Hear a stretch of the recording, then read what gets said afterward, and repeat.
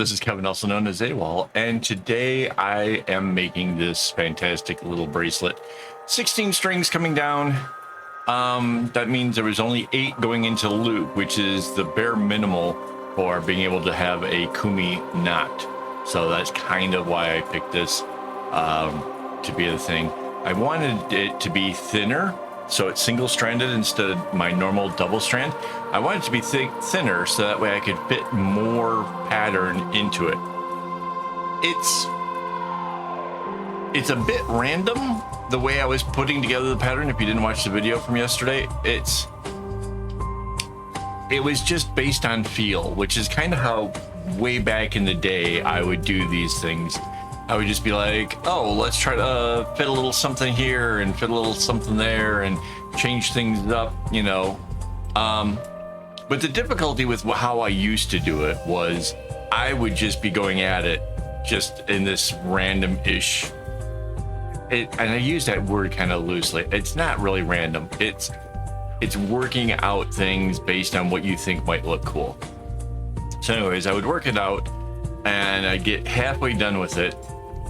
And then I would have to remember what it was that I did for the other half. I'd either put a diamond in the center or whatever, just flip it.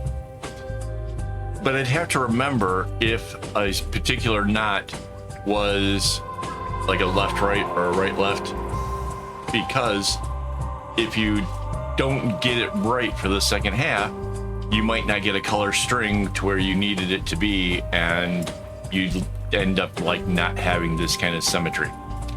So now that I have a computer and I have the ability to actually generate patterns, this whole thing becomes so much easier. It is really, really fun how you can just kind of go at it.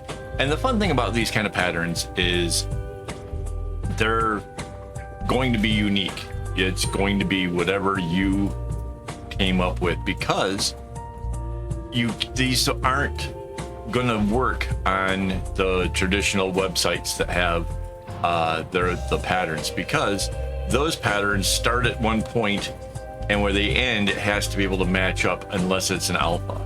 That's kind of my understanding of how that all works.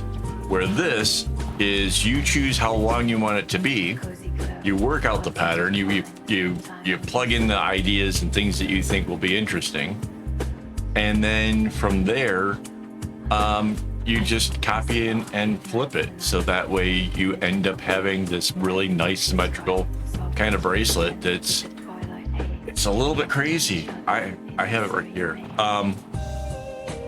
It's a lot of fun. So when I made the pattern, I did the 4 colors, right? I did red, orange, yellow, and then purple. And I really didn't think too much about it. Just like, yeah, I could maybe do those colors, or I could do a fade of darkest blue is the purple, and then the next one down is the red, and something to that effect. But when I went into the airplane trolley where I keep all my floss, I realized, you know what? I have fluorescent colors that come in red, orange, yellow, and purple. It also has a green, but I didn't need that because there was, you know, it was only these 4 colors. And I'm like, that's going to be really cool. This thing is going to be so bright and so intense. This is going to be a lot of fun. And I think it is. It took me a little more than 2 hours. You'll notice there was a huge gap right there, right? That's because I set the timer to go and I thought I hit record, and 20 minutes later was like, whoop. Oops. So yeah, so all in all, because this has so many more knots and it's such a finer thing, instead of an hour and a half like you would expect with something 16 strings, it took about 2 hours to almost 2.5 hours to make it. But that's okay. I kind of want to have some things like this, you know, as far as the diversity goes, in with my bracelets in my shop, because some people might prefer having a thinner, more intensely patterned out bracelet. So yeah, I want that to happen, and this is a great example of what I can do. So yeah, I'm really kind of pleased with that. So this will go into the shop basically at the end of the year, because I need to keep it around for doing the end of the month review. So I can't just put it in the shop today. So if you're really interested, just have to hang in there a little bit. It'll be a while. I definitely think I want to, do some more of this style of bracelet making and kind of, let you in on what I'm doing as I'm doing it, as I'm creating the pattern. And then like this, the aftermath of telling you like, what did I discover while working on it? And, what were my thoughts and stuff like that? Because I think there's a lot of room for playing with these and different sizes. I have some ideas that would be kind of really, really fun for some future videos. So we'll do a few like this. We'll see how it goes. But right now, like I'm already thinking ahead, like there's stuff that I want to try that I think would be interesting and fun and different and stuff. So yeah, like this pattern, it started at the top of the bracelet, right? An alternative way of doing this would be to start at the middle. And if you already have an idea of what you want to be the center part, then you could be able to change that up pretty easily. I think something like that might actually be, a fun one. And like the first one that's off the top of my head right now is based on a pattern I did, I don't know, a month or two ago. I saw it, part of it, like while I was working on this, like, oh, there's, this could have a thing that could be really cool. And that would be interesting. That would be really fun to try. So now it's in my head and I can't stop thinking about like how really spectacular that thing could be. Mind you, like some of these little finer elements, these little things that I picked up and just decided to try, I love it. I think these things turned out really, really cool. There's so much kind of going on in the overall pattern itself. But it's just interesting. It doesn't seem random at all, but that's partially because it's got the symmetry from left to right and the symmetry from the center going both directions, up and down. So that's partially what makes this really, really cool. I think, yeah, this is coming into the center area. So the center area has got these like little kidney shaped bits that are pink and orange. But yeah, this definitely took some time though. This is definitely, oh wait, you know what? Let's thank our Patreon supporters and my YouTube members for making this possible. I just realized we're at the center of this thing. This thing's gonna end abruptly, and I don't want to forget to thank them for their support. Honestly, it really helps so much. And if you guys are interested, you can join. It's in the YouTube thing next to where the subscribe is at. It says join. So you can join and help support my creativity by helping me get string and other equipment for doing this. Because, yeah, I keep trying to improve. So, yeah, if you want to be a part of that, that'd be awesome. So, yeah, here's the center. And then interesting thing is sometimes patterns like this, when you get to the middle, it just feels awkward going the other direction. But it turned out this one was actually okay. And I tried my best to do a lot of the segment knotting, but I was also kind of concentrating on doing things that made it easy to know where I left off with at any given point.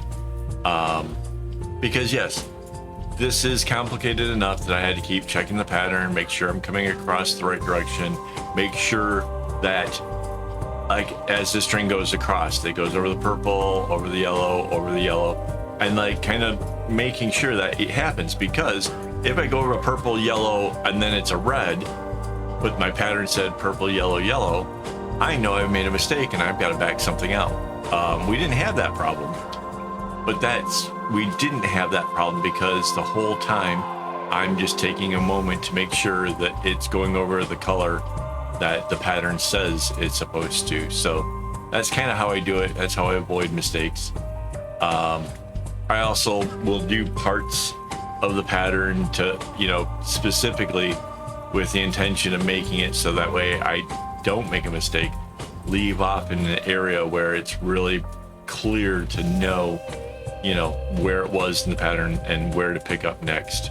So yeah, it's not quite as segmented as it potentially could be, but it's just, that's just because it's done in a way just to make it a little bit easier to spot where I am and what's going on. In case you're wondering, I mean, I guess that's kind of the whole point of some of these videos, right? Is to gain the insight to see what was happening with this stuff. Did you guys hear that? Something fell in the flat above us. And I'm not sure if the mic picked that up, but it kind of startled me. So yeah, some of these little bits in the pattern really kind of get me. Like they're just cute little things that, you know, I put a little zigzag here and there and a diamond that turns into whatever that thing is. It kind of, the red in there, those kind of actually would make really cool cursors, right? Like when you're moving around the mouse on your computer, like if I could just take that particular little group of knots and make that my cursor, I think that would be kind of slick. If you know how to do that, or you know a video or something that explains how to do that, let me know, because I really think that would be kind of neat.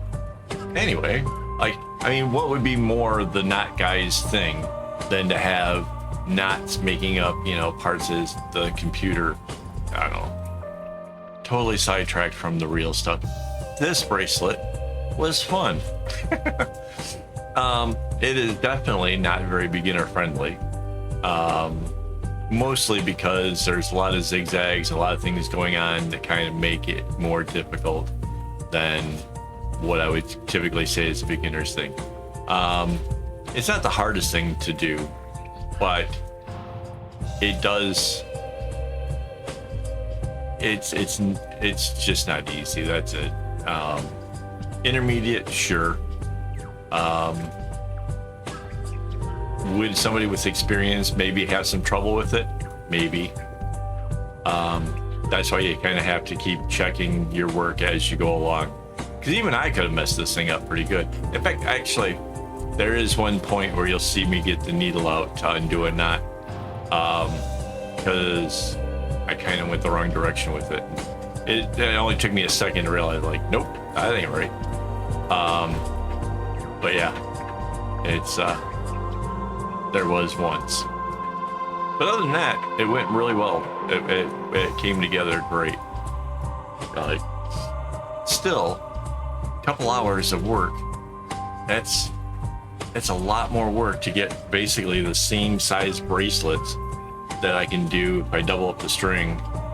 And the doubled up string, it's gonna last longer because it'll take a lot more to wear it out. The only thing you're trading off though is the intricacy of the little tiny knots, how much pattern you can fit in a space like this, because this would be a much wider bracelet if we doubled up the floss, and then we'd also lose some of the length of it, because you just can't pack so much into there. So that's really up to the maker. People will like either one, typically speaking. I tend to like the thicker ones. I'm wearing one of each. So I have one, the really nice thick one. I love the pattern. I have one, the really thin one. I also love the pattern. So it's really just a matter of preference and what you want to do. Although it's a little bit harder sometimes to explain to people that the thin ones have to cost more because of how much more time they take. Because people will look at it and they'll just see two bracelets, same size, and wonder why you want more for, you know, one than the other. So again, it's one of the things that you'll experience if you're ever trying to set up a shop. And some people get it, you know. Other people who maybe have dabbled around and played with some bracelets in the past, they'll get it. but not everybody does, and that's fine. You know, those people that don't will tend to buy the thicker bracelets because they're cheaper. So there you go. Yeah, I was working way away from the clip there a couple of times. I was just like, that's just, it just makes it harder than it needs to be. I try to work a bit away from the clip just so you guys can kind of see what's going on, in case you want to kind of slow it down and try to follow along with the knots and stuff. But yeah, I'd rather just really though that teach you how to follow the patterns, and then you can make it. And the pattern's available over on my website. I don't think I mentioned that yet, but yeah, it's over on my website. There'll be a web page dedicated to the video, the little bit of talking about it, and then you'll have the pattern, which includes a PDF, which makes it so that way you can really kind of zoom in without like it getting too blurry. Because if you just use the JPEG image and you try to zoom in, it really looks sort of bad. But yeah, it'll all be over on akaawol.com. Yeah, I liked how too. So up above you had the red doing that little pattern thing, and then again you have the orange going around the purple doing that same sort of thing. And I like when a bracelet has, yeah, like more than one of a thing going on. It just seems like a callback, you know, to something that was earlier, and it makes it, you know, I don't know how to describe it, but there's something about when it, like, a pattern kind of reoccurs in different ways throughout the bracelet, and I think it does a really good job in this one. Again, it wasn't random. It was me trying to find things I thought might seem interesting and, you know, make it kind of cool. Early on, back in like 87, I would try to get a little bit crazy with it and deliberately just go completely at it to try to test my memory and to see what would happen when I got to that center point, and could I reverse it altogether. Yeah, that was some crazy times. That was a lot of fun, and I ended up with some really interesting bracelets back then. I think that was kind of before I was like doing all of the Xerox copies, because back then I started with Xerox copies where it's just black and white, and then after that it went to Kinko's, had a color copier, but those were $1 a piece. Just it cost $1 to have one copy, and so like I kind of went sparingly on that. I had to be with bracelets that were selling and stuff to have the money to do it. I was broke as can be back then. So yeah, there was a lot of bracelets that I wish I'd had a copy or a picture of, but it just wasn't happening back then. Like, you know, as much, the Xerox weren't so bad. Those were like maybe $1/4 or less. So I had a lot of black and whites. But the color ones, yeah, man, kind of a crazy flashback in my head of like going to the shop, and they just didn't understand at all. They're like, just look at me like I'm weird. I'm like laying bracelets on the glass and then kind of shifting things around, and then so yeah, they thought it was weird. But it helped preserve some of the early stuff I had worked on, so that's kind of cool. I'm really glad that I still have all that. I think we're getting near the end now, finally.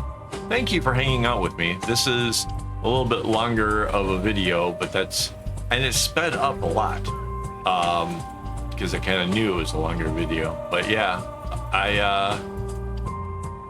I realize this is a little bit longer. If you guys don't mind that, let me know in the comments. If you're still here, say yeah, made it, and keep going, so we can have more like this.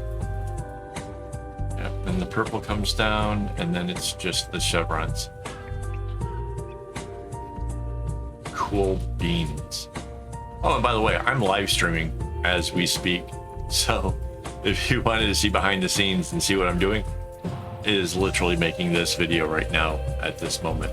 So that's kind of a thing. So, all right, guys, thanks for everything. And as always, don't get your strings in a bunch.